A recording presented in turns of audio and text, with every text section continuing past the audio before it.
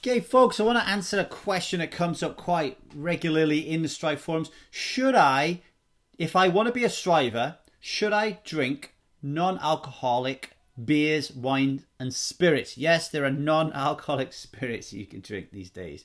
The mind boggles. Okay, so I've asked the Strive community what they think about this, and I'm going to give you a flavour of what they've talked about, and I'm going to give my own spin on it as well. So first, the plus points of drinking non-alcoholic beers, wines, and spirits. What came back from the gang was, if you like the taste of drinking beer, wine, or spirits, and you don't want to lose drinking that taste, you like it, so you want to carry on doing it, then this is a great way to do it without drinking alcohol, right? So if you really like a taste of beer and you love it so much, like I love, dragon fruit bowl, then you can keep on doing it because there's no alcohol in it. So the taste was an important one for people who were saying it was a positive thing. The other thing that people said was really positive for them is it makes them feel like they're part of the gang, like they're part of the tribe. So if they're out on a night out and everybody's drinking and they drink non-alcoholic beer, for example, or non-alcoholic wine, that they don't feel like they're missing out on anything, like they don't feel like uncomfortable, they feel more comfortable because they are able to, nobody's paying attention to the fact that they're not drinking, for example. So that was another plus point for them. And a lot of people said that in the early days of their journey, that drinking these things really helped them. It was like a missing link for them. Okay, it really helped them because of this issue, really, of fitting in. So we all know that when we want to become someone who doesn't drink alcohol, one of our biggest challenges is fitting in with other people. How are other people going to perceive me, and how am I going to deal with that in this kind of this world of scarcity and my feeling of not enoughness, right? So those were like the main plus points. Here are the negative aspects of what's going on if you drink alcohol-free beers, wines, and soda.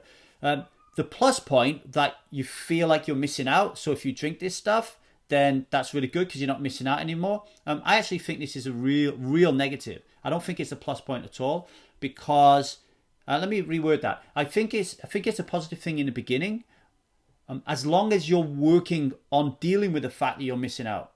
So if you go to a pub and you feel really uncomfortable that everyone's drinking and you're not, and you don't work on the fact that you're feeling uncomfortable, and you drink alcohol-free substitutes, I think that's a mistake. I think you're losing an opportunity there to really tap into a rich vein of some personal development. Why should we ever feel uncomfortable about not drinking a powerful poison in a pub? Right? Why should we feel uncomfortable? What is it about that? What is it that makes me feel completely comfortable about going into a pub and saying I'm not drinking, and someone else going into a pub and going, I don't feel comfortable? Isn't that the difference between a growth mindset and a fixed mindset? Isn't this, I think I'm missing out, so I need to drink alcohol? Isn't that a fixed mindset? Isn't that I'm getting my sense of worthiness from other people, not from within myself? Because if the self-worthiness, if the worthiness and enoughness came from within yourself, you would simply say, I'm not drinking alcohol and I'm cool with that. And I don't care what other people think because I know that I'm enough. So I think that is an important point to think about. The other thing is, it isn't easy to stop drinking alcohol. It's one of the reasons why it's one of the 5 most addictive substances on the planet. It's really difficult to stop. And one of the reasons why we drink all the time, well, we drink because fundamentally alcoholism is an invisible, violent, and dominant belief system.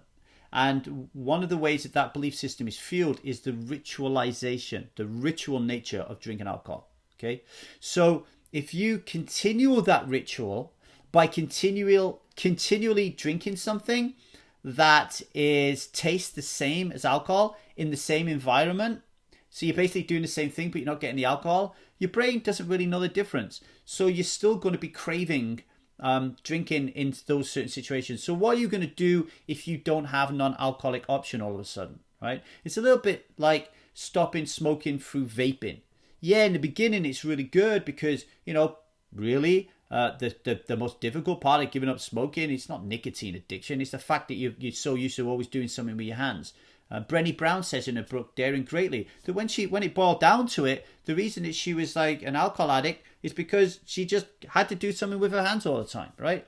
So like this ritual nature, it's really important to break it. But if you keep smoking with your vape, for example, and then one day you don't have your vape, you haven't broken this habit of using your hands. to smoke. So you're much more likely, if someone says to you, well, just have one cigarette, you're much more likely to do that. But if you're someone, for example, that just doesn't smoke and you just don't drink and you don't do these substitutes, then when people say, do you want to drink? You say, no, I don't drink. Well, what are you going to drink then? You know? And that moves me on to another point. What are you going to drink? Like, why does everybody go on this big trip that they need to drink? They need to drink something when they're out. Like that, to me, that's ridiculous.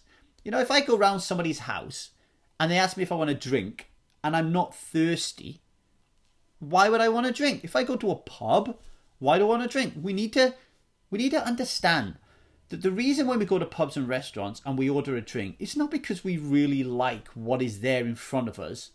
Yeah, we're doing it because we feel uncomfortable.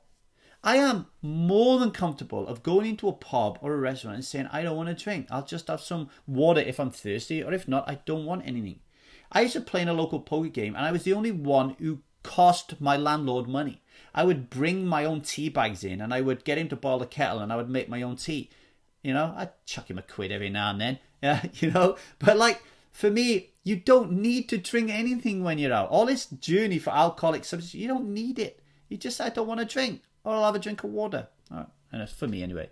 The other thing that I notice is a real negative that people might not be aware of is the story. So we're very story-relating creatures, aren't we? So it goes something like this.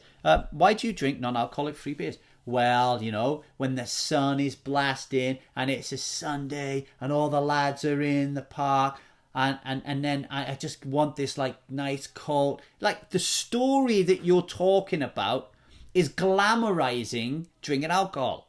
And then you use the substitute. But that story is really powerful. You need to diminish that story and break it down. You don't need all that story and all the flowery metaphors and the words and stuff, because that is actually working against you when it comes to breaking this hold that alcohol has on you. So be careful about the story. A lot of people believe that drinking non-alcoholic beers, wines and spirits are a trigger. They actually trigger them to drink real alcohol. And I think that's what I've just said. It's because you're not breaking that pattern. You're not changing your belief systems. Your belief system is that alcohol is normal and pleasurable. Drinking non-alcoholic options still fuels that belief system, because if it wasn't normal and pleasurable, why would you be doing it? So you're not breaking apart from that. So I think that's really important. One of the strivers said, I don't drink them because I feel like pretending to drink can lead to drinking. So that's another form of trigger. Someone said, if you're buying them, you're still fueling the alcohol industry. I guess that's a little bit like, I'm a vegan, right? So every now and then I'll have a Whopper at Burger King.